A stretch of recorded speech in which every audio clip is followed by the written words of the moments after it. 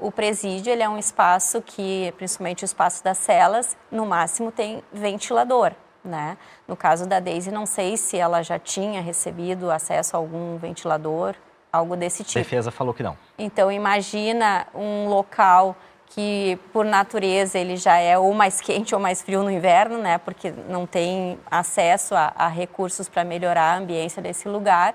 Num momento em que, em determinadas cidades, Quaraí fez 47 graus, né? Óbvio que dentro do espaço prisional isso fica somado a muitos outros fatores, como eu até estava ouvindo também essa entrevista, né, do advogado, como a questão do próprio esgoto, né, do mau cheiro. Isso é frequente, né? Tem diversos presídios que têm esse problema de esgoto, que não tem vazão suficiente para a quantidade de pessoas que estão instaladas ali, né?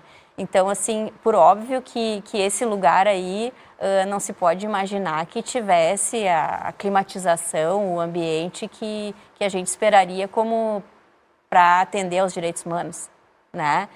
Nós em casa estamos tendo problema com isso, imagina uma pessoa aprisionada, né? Essa é a realidade.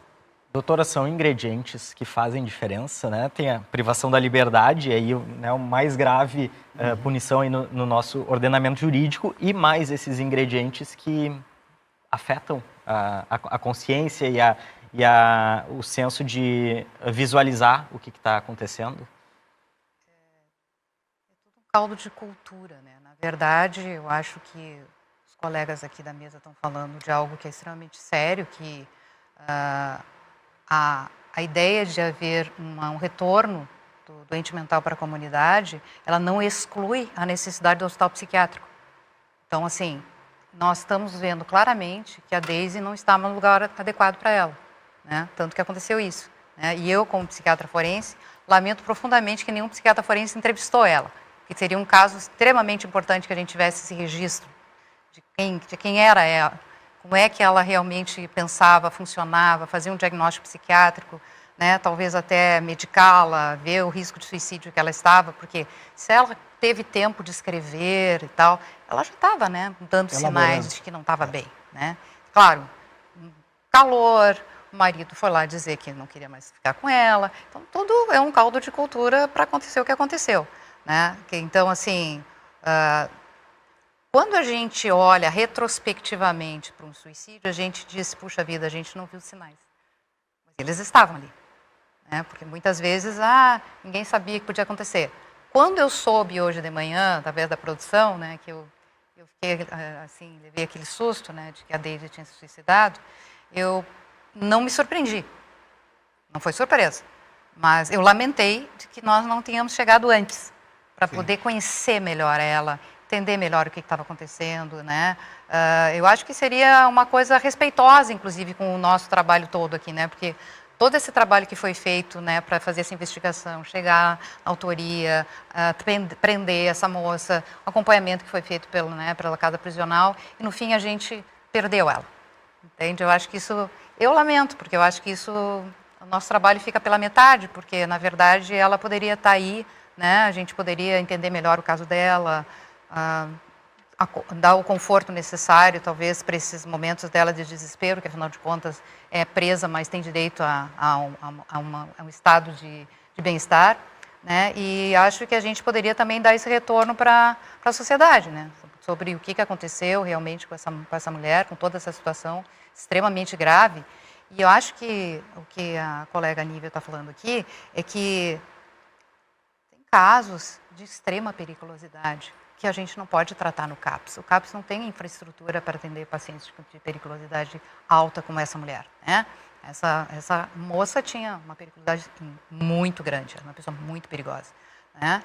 E era uma pessoa calma e tal, então, assim, aparentemente não oferecia riscos, né? Mas nós temos outros pacientes extremamente perigosos que claramente oferecem riscos e acabam ficando nas casas prisionais. Há uma frase de efeito que todo mundo que trabalha com a psiquiatria forense sabe, que as prisões são as grandes manicômios do mundo, como sempre na história. Então, assim, o que vai acontecer? Essas pessoas vão acabar no presídio, né? Voltam para a comunidade não tem condições de receber essa pessoa, não tem infraestrutura, não tem acompanhamento adequado, não tem medicação adequada, não tem profissionais adequados para lidar com essa situação.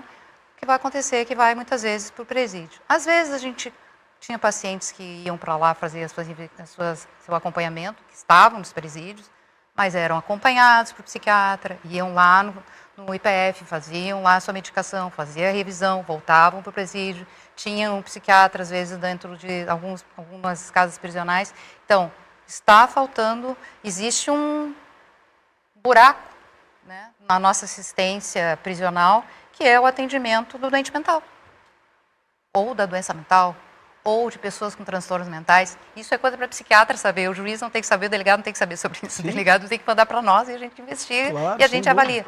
Existem lugares do mundo, inclusive, que todo homicida passa por uma avaliação psiquiátrica, que é algo que eu acho que seria algo muito interessante, né, porque por toda a história de um homicídio, né, tem certamente uma grande história por trás, né? Então talvez a gente esteja deixando passar muita coisa, né? O Brasil é um país extremamente violento, né?